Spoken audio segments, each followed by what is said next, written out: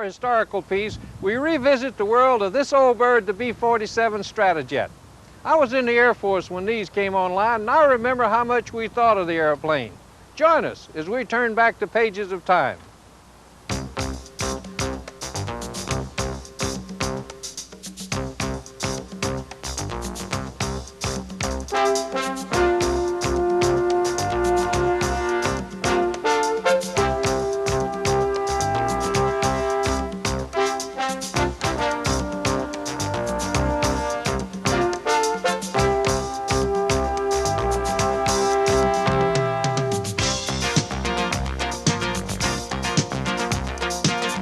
For a time, it was the queen of the skies.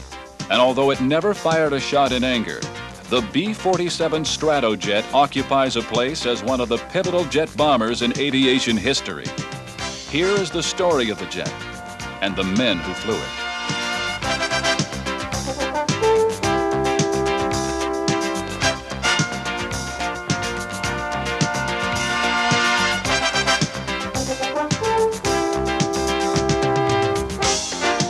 That story began for many men on the plains of Kansas. Here near Wichita is McConnell Air Force Base, known as one of the toughest schools in the Air Training Command.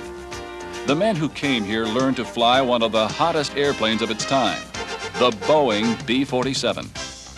Gentlemen, on behalf of the 3520th Combat Crew Training Wing, we welcome you to McConnell Air Force Base. Now, you're here for an intensive training period to qualify you as crew members in the B-47 airplane. Now, to acquaint you with some of the history of the Stratojet, we take you back to 1943, to the dark days of World War II.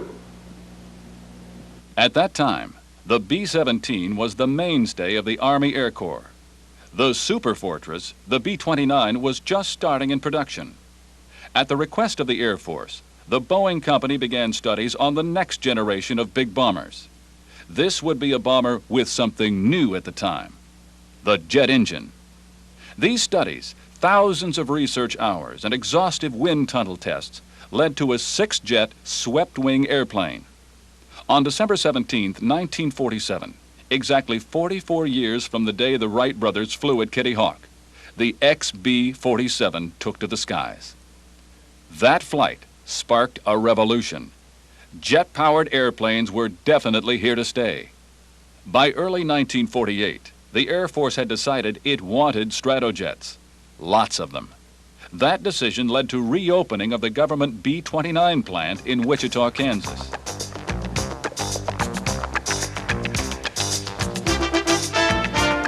Two years later, in March of 1950, the dream came to life as the standard production models began to roll off the line.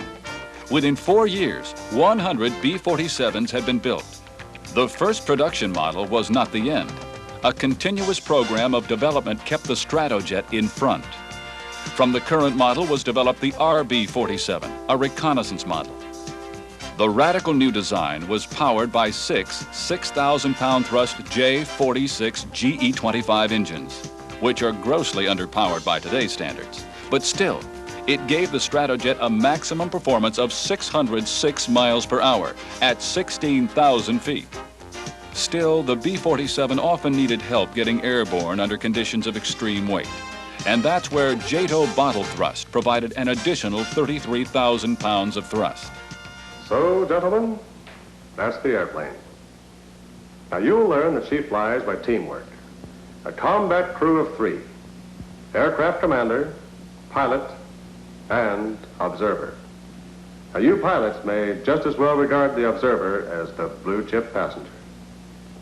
When you're coming in over the target, it's his baby.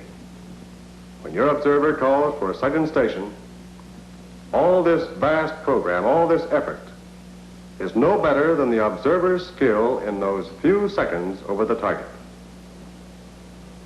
Now, your instructors here at McConnell are prepared to qualify you as B-47 combat crew teams. Now, it's up to you. And for that day and age, it was a tall order. The training to fly a B-47 was as complex as any in the history of the Air Force.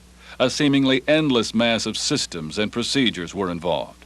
And with only a crew of 3, teamwork was vital. It was needed to understand the 27 miles of electrical wiring, the 1,000 electronics tubes, hydraulics, compressors, valves, and gauges without end. The observer was probably the most important crew member in terms of putting bombs on the target. He had to learn about radar and the key, this small handle which actually controlled the bomber while it was on its final bomb run. Then the electronics took over, helping to compute all the variables for an accurate bomb run. Primitive by today's standards of laser and optical guided bombs. But for the time, it was the best thing going. After weeks of intensive effort, it was time for the crew to solo the airplane.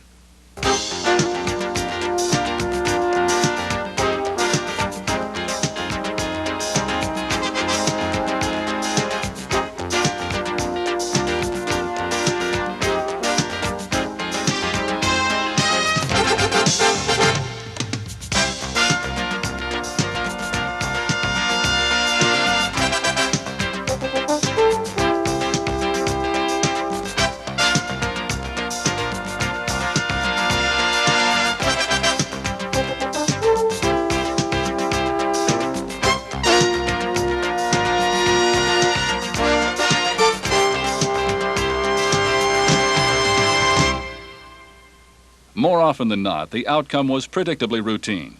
After all, the Air Force usually sent its best to train in what was the hottest bomber in the world. McConnell turned them out en masse for assignments all over the world. B-47s were deployed from Europe to the Far East and Africa. To achieve and maintain a high degree of readiness, then as now, simulated missions were flown under rigorous conditions. And our now operational crew is quickly thrown into the fray. Control tower, this is Air Force 1956. Ready for takeoff, over. Air Force 1956. Cleared for takeoff. Roger, coming up on power.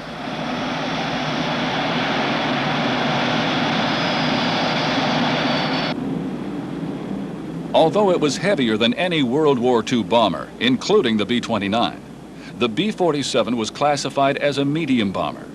In the sky, it was as sleek and capable as anything in the air. Gear up. Gear coming up.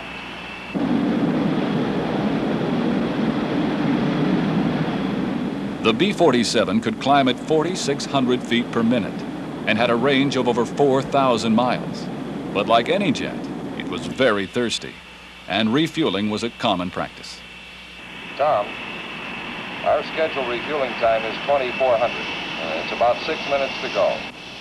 Where's that tanker airplane? Hold your present heading. I have the tanker on radar. You should have him in sight now. Roger, I have the tanker in sight. Nice going, Tom. We're going in right on the button. Sam, get set for refueling contact. Roger, Cliff.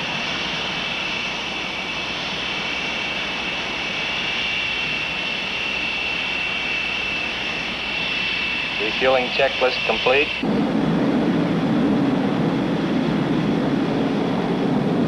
Slipway door open. Get your credit card ready. She's all yours. Okay, Sam. Watch our fuel distribution. I'm ready to contact. At the time, for security reasons, aerial refueling contacts and the Strategic Air Command were handled in radio silence between tanker and bomber. This delicate maneuver became so routine in the Air Force that even at the time, a refueling was taking place every 3.5 minutes, around the clock, somewhere in the world. We've just about got our load. Okay, pressure disconnect.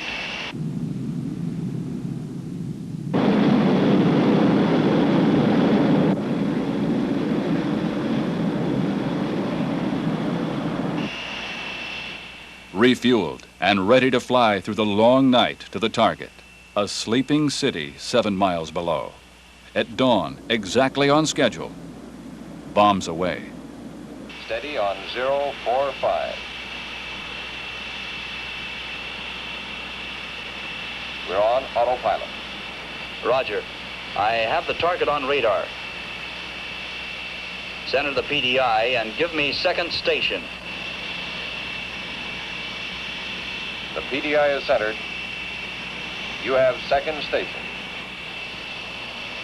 Roger. I have it.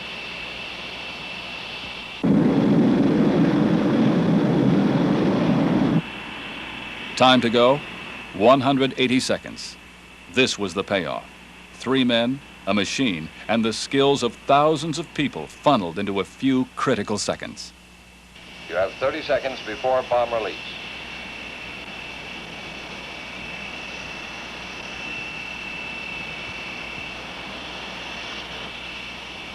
Seconds.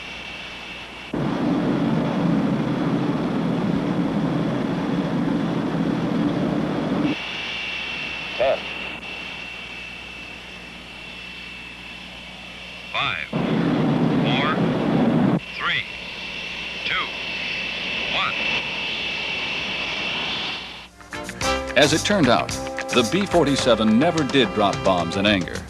But many a contrail curved through the world's skies as a symbol of the readiness of the Strategic Air Command. And the men who flew the B-47 will always remember that it opened the door for jet bombers in the U.S. Air Force. That role will never be forgotten.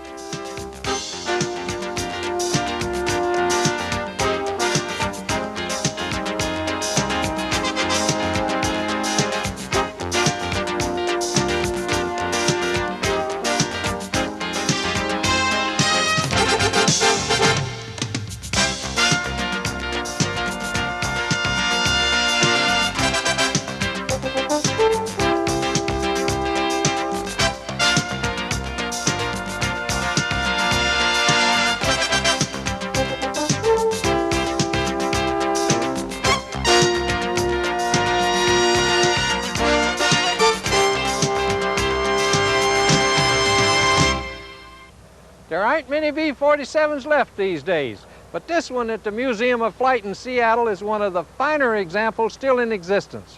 Now, we shift gears back to the present.